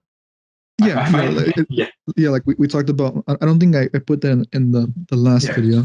I cut out. But yeah, like the whole concept of like the NFT, like the like the ownership, like that's cool. Like that's never been really been possible before blockchain on the internet, right? But like the more interesting part, aside from that, is like the contract underneath, like the code underneath the actual ownership, where it's like we were talking about an up and coming artist, right? Like they could sign to a record label and get like 80% of their cut taken away from them, or they can crowdsource to their biggest fans in the form of like fractional ownership. And now like any time that their song gets played, anybody who owns a portion of like an NFT or whatever it is will get a cut from it. So it's like now you have your biggest fans effectively, being the record label for you, and now everyone that believed in you, your fans, whatever, can basically rise up with you. Whereas before it was like it was going to like the top record label studios, and they're just pocketing all the money. Effectively, you can make people that believe in you your shareholders, and that's democratized in a sense. You've like completely removed the middleman. Because I was thinking. And by the way, all that happened, all that, a lot of people think like, okay, well, like what if the artist tries to cheat their way out of it? Like, no, you can. This is just code. You can make it to where like whenever a song gets played, that money automatically gets sent to a wallet without anybody doing anything, because it's just code that runs in the background. That's the thing about like the digital like landscape. It's like, no, we could just program a lot of this stuff. Like, people can still try to find ways to be scummy about it, but there's not as much leeway as, at least not at the moment, as there was in the physical world, where it's like, you gave all your money to this guy claiming he'll make a monorail. He leaves the state. It's like, oh shit, we've all lost our investment today. It's like, the NFT won't allow that. There's a secondary point, because you said it's all still a little small. In one of the interviews I watched with Eric, and I think it's Robert Breedlove, like this Bitcoin guy. Mm-hmm. His whole thing is like he made this point where it's all like, he was like, what's the market cap on Bitcoin? And he's like, at the moment, like in terms of value, and I think like the total amount of Bitcoin is like it's like billions. You get me? In terms of cash. Yeah, the current market cap right now is 1 trillion for Bitcoin, and the entire crypto industry is like 2.25 trillion. So it's huge. Yeah, but it's still very small. Yeah, that was his other. That was his point. Was like, he's like 1 trillion. He's like, okay, you could call that small. It's like, what happens when you reach 2 trillion? Are you still going to be the small guy? How about 3 trillion, huh? Well, his thing is like, at some point you start acting like you're the big dog in the house. Like you're no longer just, basement dweller nerds who stumbled upon this really cool, revolutionary tech. Right. Yeah. It's like, a lot of them are I'll call them nerds because a lot of them are nerds, but basement dweller, I probably wouldn't, because a lot of these people are like super interesting, like smart pricks. And some people just got lucky with crypto, and it is what it is. But it's like, you guys at some point need to start putting this wealth and technology and leveraging it, as opposed to just pretending like you're the little guys. Because it's like 1 trillion is no joke, to say the least. And yeah, I think it's all kind of relative, right? Where it's like and obviously the industry it's done very well for it over like the past year and a half, 2 years. To the point where it's like you can't really say it's small, like it is an absolute like 2.2 or whatever trillion, and almost 3 at some point. That's a lot of money. I mean, that's more GDP than some countries, a lot of countries actually. So, Right. but when you take it relative, it's like, okay, well, relative to what? The internet. How much is the internet worth? Yeah. Like now it kind of becomes like, okay, now you're still the underdog, right? Because like blockchain is it isn't here to like destroy the internet. It's here to basically be the next Yeah. version of it, the next natural evolution, the next iteration of it. Like how much is that worth? And kind of when you put it in those terms, like okay, it's like okay, well, we're still very very early. Like we're kind of like I don't know if you've seen charts before where it's like where are Yeah. we with in terms of technology where it's like you'd be like the early like the mega early adopters, like kind of like the Right. mid-tier early adopters and like the late adopters. Like we're kind of getting to the Yeah. point where it's like we're a little bit past, I would say, like the early adopters. Like we're definitely kind of more people know about crypto, I would say. Yeah. Or I would say probably most people know about Bitcoin. They probably don't know what it is or what it does, but most people have probably heard about Bitcoin at this point, even like older people. Most Yeah. people don't know what NFTs are or smart contracts are or DAOs are or any of these other nebulous terms that people DeFi, use. staking DeFi. coins, all this other crap. Yeah. Exactly. They just know that there's money to be made in it. Right. A la 2017, that kind of happened. Right.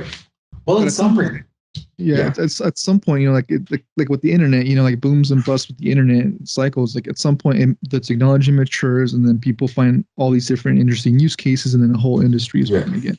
That's kind of how it just kind of goes. Right. Well, I would say there's most likely still is a good amount of cash to be made. Just as if I had to put my money on it, I would say there Yeah, probably still is a good chunk. I mean, my only I skepticism, yeah, go on. I would argue like you think about all the value the internet has created. I think it's nothing, or it's kind of difficult to say. I would say it's probably nothing compared to like the next iteration, which is like Web3 would be. But like, Right. not that it's that much more, which I do think it's a lot more than what the internet can bring. But I think it's also in the sense that it's going to redistribute how the value that the internet has brought will work. Where now it's like it's no longer going to be, or potentially, it doesn't necessarily have to be just like all the money going towards the top companies like Amazon, Facebook, Google, whatever, right? Yeah. Now there's a real chance for the first time in human history for like the commoner, for the working person to have a chance in ownership, right? Right. I mean, I And certainly. that's where things get interesting because like, it's like whole new economies opening up purely online, and I, barrier to entry has never been lower. And at the I, same time, because of all that, there's a lot of scams that can happen. But like the right. real projects are the ones that are going to help Right. this whole thing out. Well, this might be my lack of knowledge in some of these things, but it sort of is backed by my knowledge in people. And I mean, I do agree that there's a lot of opportunity, even now, for the average person to do something for himself. Mm-hmm. But to me, it seems like the giant corp, because you'd imagine, even with a certain amount of wealth, you can start investing in taking part of some of the newer stuff happening in the crypto world. But the thing that I think a lot of the Bitcoin maximalists don't take into account, it's like, there's people right now that have much deeper wallets than your average commoner, right? Like, Mm-hmm. And they're also buying Bitcoin or right. crypto. They're also Yes, buying Bitcoin and crypto. They're also creating NFTs. They're also, yes, no, yes. I've heard that of that argument before, and I'm kind of shocked that nobody, or at least people that I've watched, yeah, like I haven't heard a good rebuttal against that. right. But I think I have one where it's like, okay, Okay. yeah, sure, and that is a really big problem. I don't know if I would call it a problem, but it is a thing that's happening. VCs, venture capital, has Right. invested a shit ton of money into a lot of these newer coins, and Oh, I know. kind of the way you can think about it, it's like Bitcoin is like a generation one coin, right? It only Yeah. does one thing. It's a store of value and a transfer value.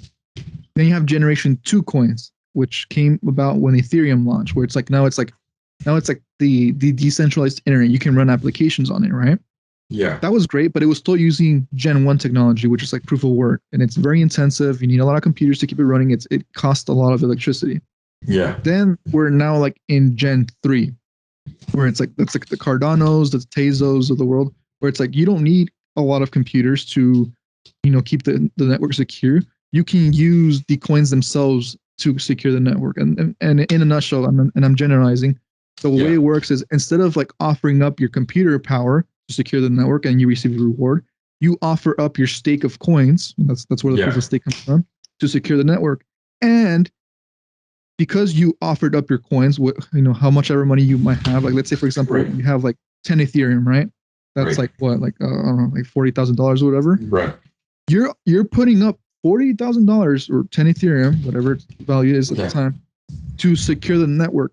If you do something sketchy, like validate a transaction that you shouldn't have validated, you get slashed, which means the network recognized via other people that are also verifying transactions that you fucked up, that you did something you shouldn't have, and you lose a cut of your stake. So your incentive, game theory, your incentive is to play this straight and narrow game, because why would you try to cheat the system where if you just did your work, verifying transactions correctly, you're going to get a cut back. Every single block, or however the mechanism works, is you receive some coins back for doing the work of verifying the transactions. It's all very game theory based. But because of that, you offering up your coins as a stake to verify transactions instead of burning a lot of electricity, it's much more clean, right? It's much more energy efficient. You can process more transactions a lot faster. So that's generation 3. Yeah, Gen 1, Gen 2, Gen 3. Where fuck, I forgot where I was going with this. what was I saying? What the corporate? How the corporate? Yes, the corporate. So the corporate. What we've noticed with a lot of Gen 3 coins, like for example, Solana. I don't know if you've heard of that one. Solana is probably the one I can think of the most right now. If you look at the token distribution of where the coins came out, when that project launched, it's like over 40%, I think it was, of all the coins were purchased by venture capital. That's a lot of coins. And you can say like, is that really fair? Like, okay, so the whole concept of like these projects is that it's going to be a decentralized system, right? Where it's like the people that own it are the people that have their stake in it, people that buy the coins. But if like rich fuckers are buying the coin, like they're going to own the power to that system, right? And in a sense, I can say like that's true, right? Like the more coins you hold, the bigger your stake, the bigger your wallet, the more power you have over that system. Right? Like, that's just kind of how it works. Yeah. But I think there is a distinction to be made. Whereas like venture capital can own like 50% of Microsoft or whatever, and this is just a hypothetical, they have complete control over all of it, right? True. Over the actual company. Venture capital can own how much ever they want of that protocol, but so can other people. And there's also the distinction where it's like even like the minority owner, people that own like those coins, they also can provide their feedback to the protocol governance as well.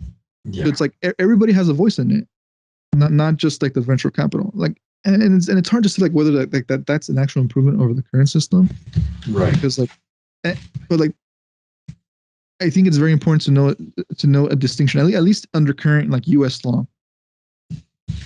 If you think of these like projects, and I know a lot, and this might rub like crypto people the wrong way, but if you think of these projects as like startups, the common person that has a net worth less than $1 million or makes less than $200,000 a year cannot invest in private companies.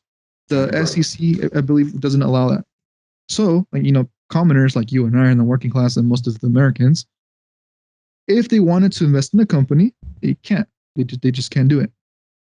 Venture capital can. Rich people can. Once your net worth, I think, crosses over $1 million, or you make more than $200,000 a year, you can become what's known as an accredited investor, which opens up this amazing field of investments. So as you can see, rich people become more rich, right? Right. So where I argue that this newer technology is a win is that you can say, fuck you, SEC, or whoever is governing that. I'm going to invest in this protocol by buying these coins. I see that as a win. As imperfect as the system may be, right? I see that as a win, because now you don't have a government or some structure telling that you can't invest in this. And obviously that opens up a lot of scams. That's not a perfect system. But in that regard, I do see it as a win. Right. I mean, Right. I mean, I just as a sort of, because the people are, some of the criticisms on the coins are always sort of, when it comes to the whole, fixing some of the notions, a lot of people tend to like if the solution doesn't solve everything, they tend to just rebuke it. But I mean, if it solves certain problems, or at least it's an improvement, I can't really diss it. It's like, all right, well, at least it's a better system than what we have now. So it's like, even if some issues spawn, it's still, if it's better, it's certainly, I can't hate too much. It doesn't solve my violence issue, but it's certainly something else. Right. Yeah. No. That's that's solving human violence. That's I don't think any one technology. I mean, it could definitely help, but it's like we said Right. before. I don't think it's what the Bitcoin maxis used to say. It's world changing that route. Yeah. I don't believe it either. Well, I think it's like you can use these set of technologies to help progress humanity forward as a whole. Right. I do It's think not the end all be all. I do think there's a lot of tools there to help us improve if we implement them, and I'm not against them. It's just I think, well, at the moment it's like you can sort of you sort of want to grab the shoulder of the crypto people and be like, look, you're sort of failing in the marketing department. Like, well, it's like, Yeah. the Yeah. YouTuber the YouTuber you Yeah. showed me, the money investor, I think, or money Modern talks, investor. the modern investor, right? He always talks about how there's like rich people or the investment firms like decrying the coins. Meanwhile, they like bought another 1,000 Bitcoin, Mm-hmm.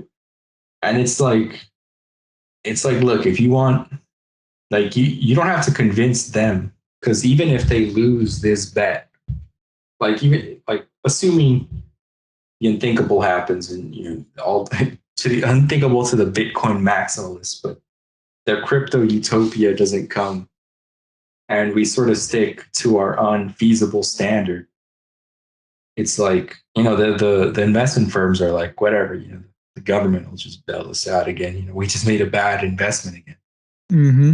Like, but you convince like the masses to start buying. And I mean, it's not even a hard sell, really. You go like, hey, it beats inflation. Even if you took out a loan right today at a bank and just invested it, in the long run, the coin will probably still end up better, assuming, it doesn't die off. So it's like start trying to get everyone into the project as opposed to just the internet people who are sort of jumping on. I do think it's probably better that people start investing to some extent in some of these coins, whatever you can manage, mind you.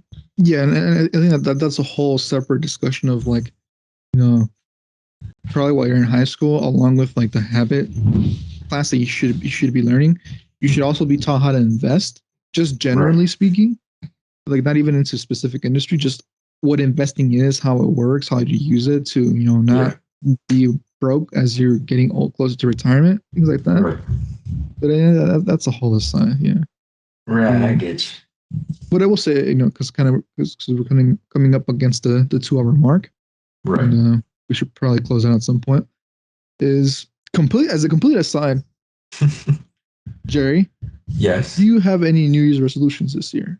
New Year's resolutions. Well, it's more of like a sort of, but I mean, there's stuff that I wanted to do before the New Year's. It just so happens that it's the New Year's, so I'll say yeah, just to appease the masses. So I want to keep losing weight, getting into like a healthier shape, and Mm-hmm. staying more physically active. I've already Nice. sort of, yeah. Once my car is fixed up, I can finally start going to the gym and trying to beat you in your weight, the weights you can lift. So there's that little healthy competition. Besides that, I mean, I'm about to finish up my degree, Mm-hmm. so that's nice. So there's that, and I want to try to implement that. There's a lot of stuff I want to implement and start doing. You know, I'm probably going to end up buying a sewing machine this year, so I can start sewing Nice. up, working on some products. Mm-hmm. I already have ideas, but ideas are cheap until you actually implement them. Right. Yeah. Right. I want to.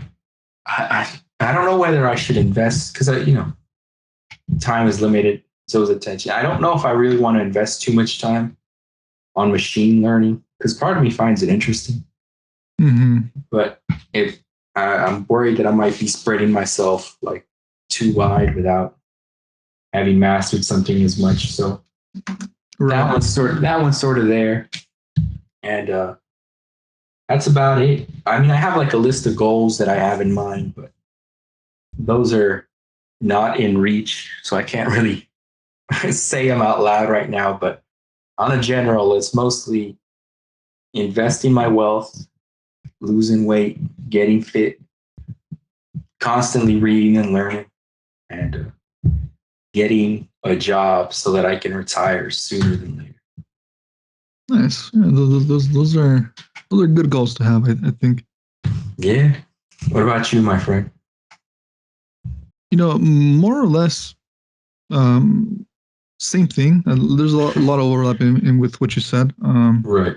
For me, probably, yeah. So like, yeah, I also want to lose weight. What I like to do is I like to be very like absolutely as specific as possible. Same here. Precise. That's a good term. So like, for example, I'm just looking at because I actually wrote them down. And I don't want to go too much longer, but like just as an aside, this is the first time in probably 5, 6, or 7 years that I felt an inkling of what I think is motivation.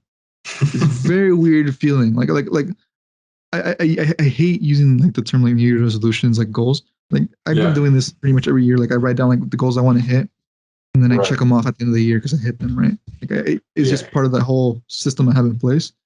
But like this year, it's like I really sat down, like holy shit, like I feel motivation. Like I think the last time I felt this kind of motivation was when I was getting into like lifting back in like 2014. It's a very weird feeling, but it's happening, so I took advantage of it. Nice. So yeah, in terms of like very precise targets, I put that I want to get back into like the 93 kilo class, which is like my powerlifting class. So that's anywhere from like being like 190 pounds to like 205 pounds. Nice. I was mostly always at the lower end of that. It's like around 195 pounds. So that's what I want to do. And then along the lines of that, and this is probably one of the more tougher ones, I put that I want to be in the top 100 of powerlifters in the raw open 93 kilo class. And that's for all time, all states in the USAPL database. That's the league there. Federation that do that. So I don't know if I feel like that's like the one I'm like, that's might have been a bit tough, but I think that's the fun in it. Right? Like, gotta aim high, boy. Yeah, I mean, even if you don't hit top 100, even if you do like top 500, that's not bad at all. Like I checked the other day, and I'm still like, at least in California, when I competed in 2017, I'm still like number 376 out of like 1,000 or something like that. So I still have dreams of being world heavyweight champ, Jose. It's doable. It's doable one day. Whether it's probable, it's another thing. But so. Anyways, go on. Yeah, so there's that, and then there's the other ones like in buckets of like like stuff I want to do on social media, right? With like the software dev tutorial channel. Right. I want to hit 10,000 subs. Yeah. With that, I have a meme account on Instagram. I want to hit 1,000 followers, and nice. I mean, these are like fun things. Like would it really affect my life if I hit 1,000 followers on Instagram? As a meme account, probably not. Right. The 10,000 subscribers on YouTube, that would be nice because monetizing a software development channel, that's good money. Yeah. But there's that. And then the other stuff with like business, like, I want to hit a certain amount of sales in the eBay business. So things like that. So not much different than I would have for any other year. But this time around, I made sure to like, aside from the whole losing weight one or hitting a certain weight class, like goals that I might make me, make me sweat a little because I don't think I might be able to hit them, in a year's time. So. I mean, it's still a good work. It's still, worth aspiring to say the least. Yeah, it's like the same relation, shoot for the stars on the moon. You still made it kind of. Right. like my goals are nested. Like I don't know about you, but I also have goals that I want to do in terms of just my life. Like I have a good Mm-hmm. list of them. They're fairly lofty goals. I mean, I doubt I'll ever own a racing team, but it's doable if you adjust the goal. I might not own like a 24-hour endurance race car that's like millions, but a local rally car in the state circuit isn't, that's doable. Mm-hmm. But yeah, I have, a lot of the goals that I have for my life are basic. I just, I break them up and see what I can do over the course of the year to get, to to progress to some extent towards it. Mm-hmm. Which it's useful to be able to delineate goals and work towards them. Oh yeah, definitely. So yeah, it's like I said, I haven't felt motivation in a long time, and but I definitely have been feeling it lately. So we'll see just how much Yeah. I hopefully it boosts my quote unquote discipline I Right. already have. I mean, it probably won't change anything. Right. I'm still gonna follow my life in 30-minute increments like I have been for the Yeah. past 6 years or so. Discipline trumps motivation, to say the least. 100%, yeah, yeah. Mm-hmm. Don't really rely on motivation much, but when it hits, it's like it's good. Right. I see it like as a bonus more than anything else, Right. Of course. Of course. A little. It makes it so that you don't have to use as much as the willpower to get you started. So take advantage of that motivation to form the Exactly. habit and the discipline. Yeah, yeah, yeah. And then just to kind of finish it off, that there's like the whole I want to become fluent in Norwegian. That's the language I've Nice. been studying for the past 125 days without any break. Good stuff. There's that. I want to say, I used to do this thing where I would make sure I read at least one book a month, Right. and I've been fairly successful at it. Sometimes I'll substitute like a short story, or like if I don't want to read a book that month, I'll make sure to say, okay, I'll read like 100 Wikipedia entries or like 100 articles Right. on something that's relevant to me, and I'll kind of Yeah. count that as a book. This year I want to like double it, so at least read 2 books a month and actually make them books this time.